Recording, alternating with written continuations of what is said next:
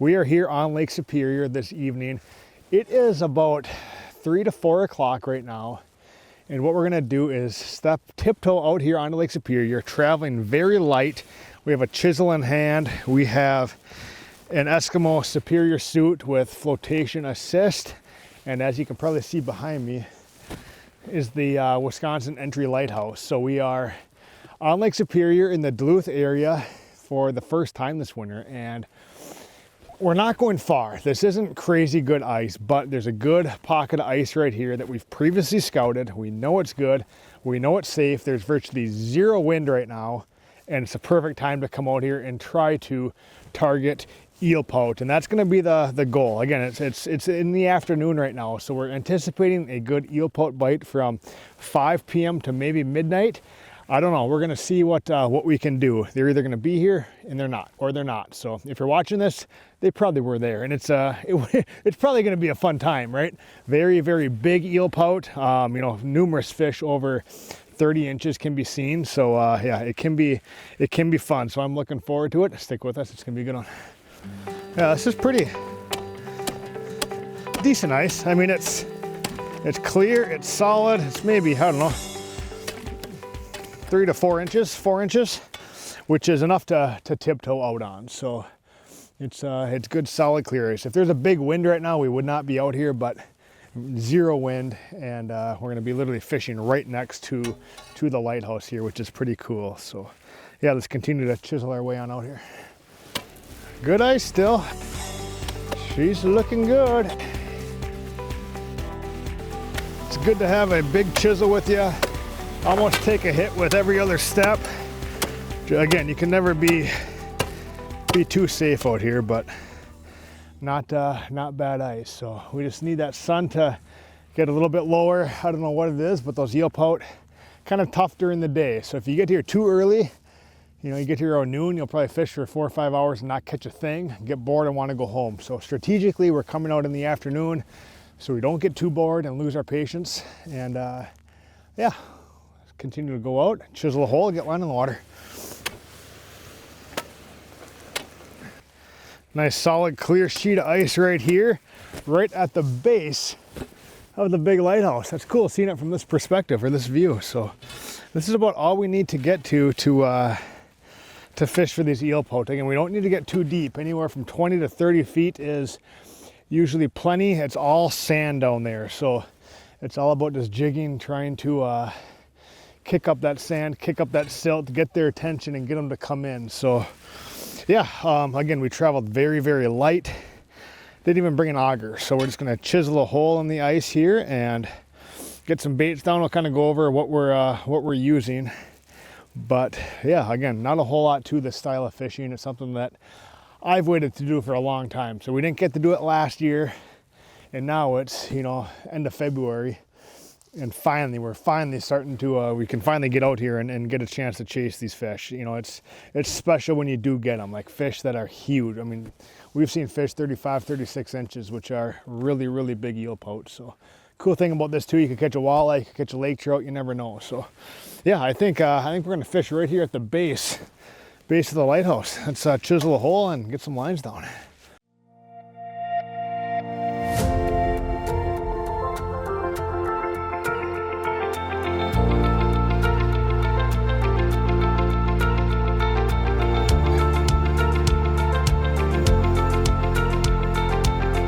All right, we are in 30, 31, 32 feet of water on our Markham. Can I see bottom? Not really. So water over here, again, this is the St. Louis River right behind me that's dumping in here. So obviously there's not much runoff in the winter time, but a little bit more greenish water compared to the clear blue of rest of Lake Superior. So eelpout, I know some guys get super into eelpout. We like to play with them every now and then. I like to stay pretty basic. We don't need a whole lot of fancy gear. I know there's some spoons out there that people like, but again, we're just going to use walleye style gear. So this is a spoon. You know, we may use some Northland buckshots, coffin spoons, like those type of walleye spoons, right? We're going to put a little bit of meat on it And essentially the name of the game is just to take that spoon and pound it right on bottom. Eelpout love to, they're always gonna usually be right on bottom, right? Their bellies, you catch these fish, they have mud on their bellies, right? So you gotta stay right close to bottom. They love sand. So you find sand, you're in it, right? So we have our little portable Markham Pursuit camera here. We can put this down and, you know, just see, hopefully see some fish, but also just see the vast kind of just rolling sand down there. And that's all this is just rolling sand. So we're gonna drop this down, and for line it's just straight mono. Again, you don't have to be too dialed in here. It's a pretty rudimentary approach for these eelpout. They're either gonna be here or they're not. When they're here, it's a blast. So we're staying optimistic that they're gonna be here and start moving around as that sun gets low. So drop this camera down there. Try not to stir up. Oh yeah, that's very nice sand down there. Man, that's crystal clear on the camera. Crystal clear. That's really cool what you can see down there. Just the patterns in the sand from all the waves. That's fun. That's cool to see. Really cool to see. Hopefully we're going to see some eelpout moving in pretty soon. But right now I don't see anything, but that can change at a moment's notice. There's a log. There's a lot of current down there. This camera is just kind of shaking, which tells me there's a lot of current. So yeah, who knows? A lot of variables out here, a lot of factors, but hopefully we're going to see some fish.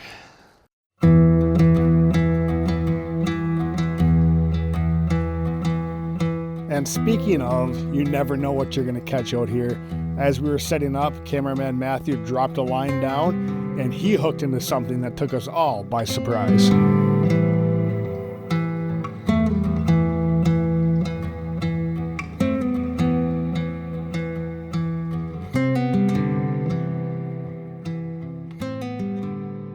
Just about got him. Ethan's gonna. Nice. Nice. Let's go. Heck yes.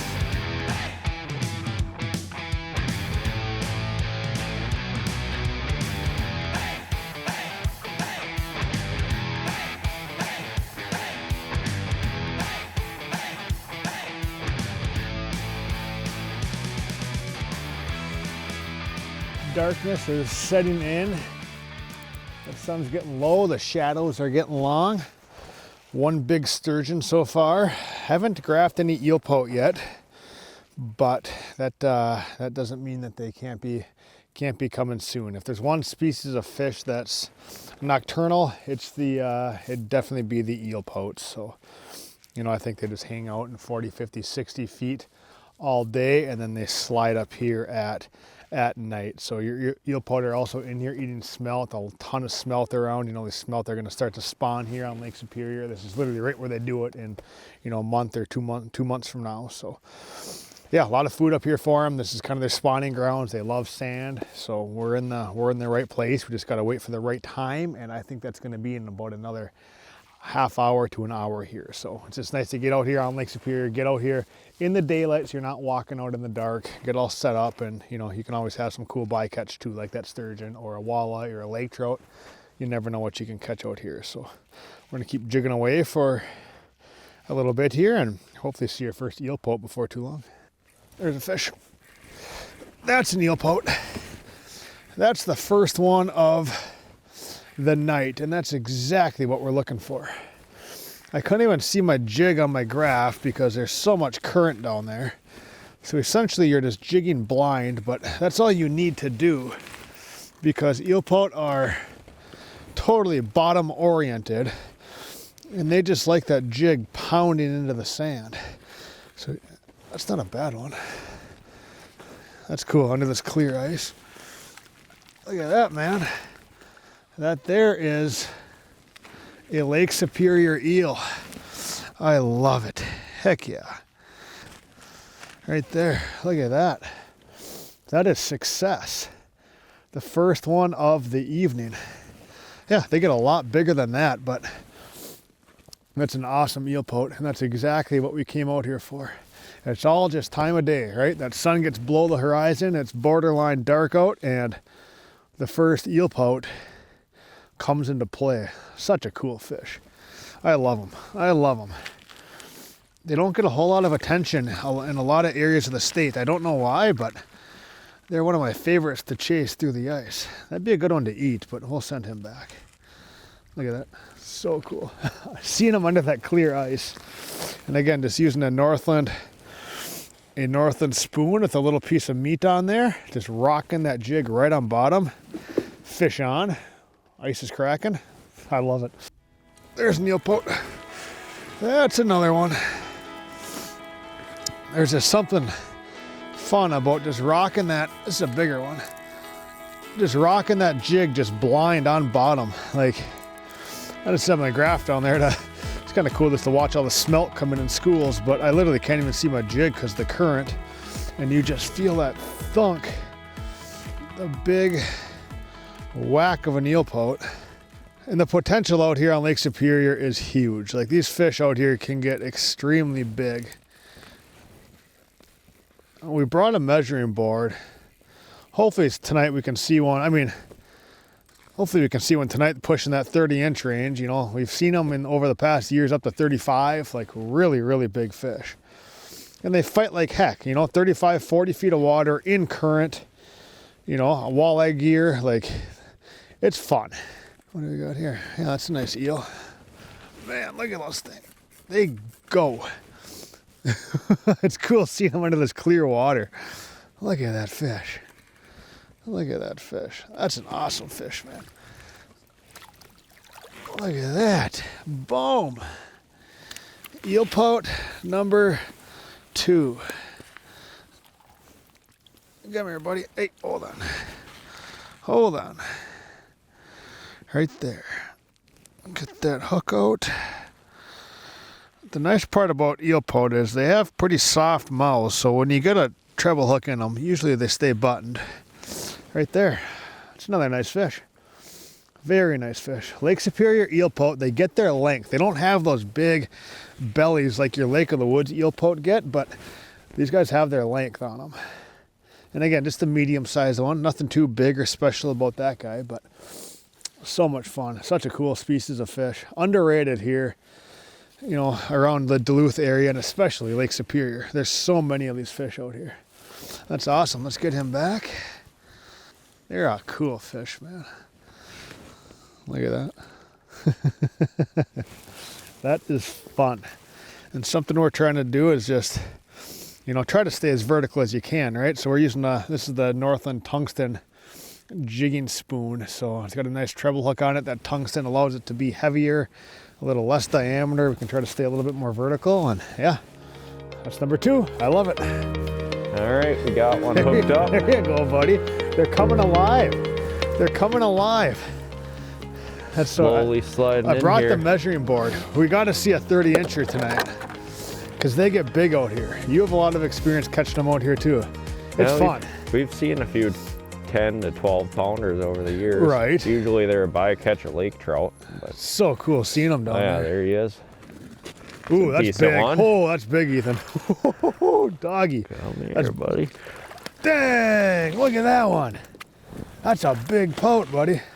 Good catch. That's that next size up from the ones that I caught. We got the trout and pout spoon in there. Yeah. Yeah, that's a nice That's a nice pout. fish, dude. That's a big one. Measure that sucker. A skinny one. Problem is trying to measure them. They roll around like a snake. Yeah, it's probably 26, 27. It'll touch 27, 27 and a half. So, that's a beauty fish. That's a beautiful eelpout, dude. Really awesome eelpout. Here she goes back. Woohoo! Give me some. There we That's go. Cool. Nice. What spoon is that? This is a trout and pout spoon. Made specifically for eelpout or lake trout. Yeah. They just glow in the dark super good, so you got to glow it about every 5 minutes. And you like that glow. Love them. Yep. You like that glow for eelpout. And even some of these, they come with a slot in the middle, and you buy the glow stick, stick a glow stick in there. Okay. And it holds that glow much longer. Yeah. So. That's like, again, we don't have to be finessed with this. That's kind of a bigger, gaudy presentation, right? It's just getting down there. There's a lot of current. Pound that jig in the sand, and yeah. Did he hit right on bottom? Yep. Yeah. Right in the dirt. Nice. That's awesome. What a start to tonight. This is gonna be fun. That's a big fish. Yeah. That's a good one. There we go. That feels like a better one too. That's so cool. Just the type of fishing where it's like if they're here and you catch them. And if they're not, like you don't catch a thing. There's really not much in between. You either whack them or you don't. And so far tonight, they're going pretty good. Again, it's just a time of night thing and then time of year too, right? So super late February there right we now. go, we got a double. Ethan's got one too, that a boy. Here's this one. Wow, is that so cool to see him under the ice. Look at that eelpout, man. That's so cool. That's a nice fish. That's a really nice fish. Wow. Oh, Ethan, what do you got? Yeah, we got buddy. A little guy. But... Look at that, double eels. How cool is that, huh? You love chasing these things too. You've done it a lot in the past. Yeah, they're a lot of fun. Back in the Brainerd Lakes, there's a lot of lakes with them. Oh, over by Brainerd, yeah. Oh, look at Josh. Oh, dude. Triple whammy. Oh, dude, that's a big one. Oh my goodness. Wow. That's triple eels, man. That's what it's all about. No way, dude. I got to get a picture on my phone. How cool is that? Yeah, he'll go. That's a long eelpout, dude. Dang. 29? Almost. Yeah, I'd say. Yep. Yeah, that's 29. 29. That's a big eel, man. Yeah, that's a cool fish. Such a cool fish. Lake Superior eels at nighttime. This is incredible.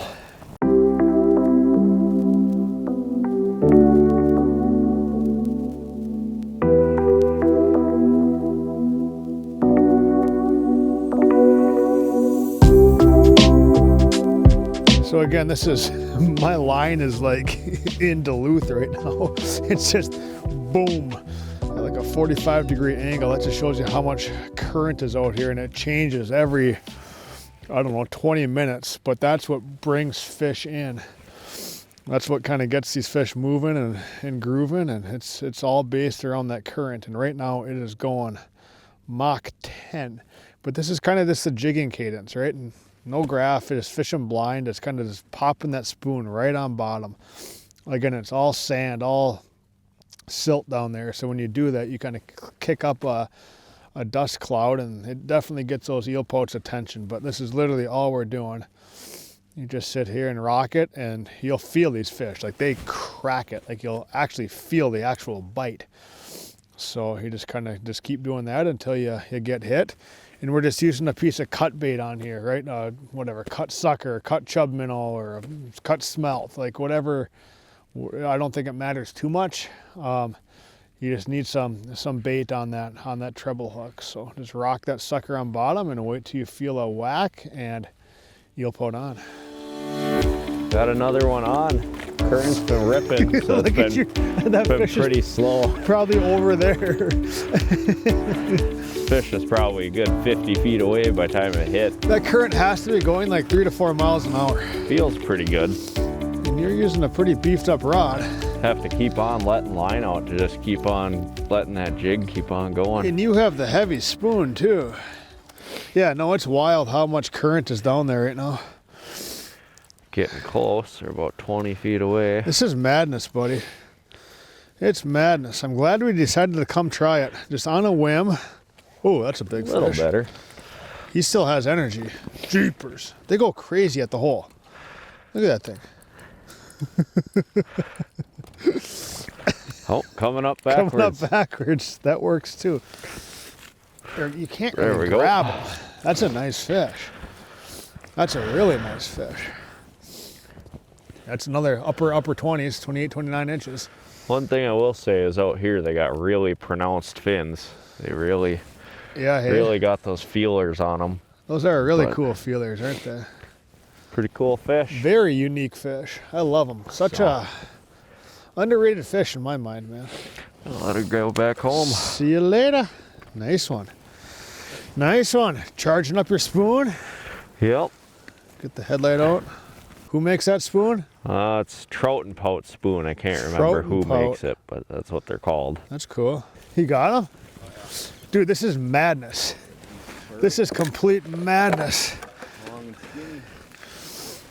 You were just showing me how you glowed that lure up, and that lure glows as bright as a flashlight.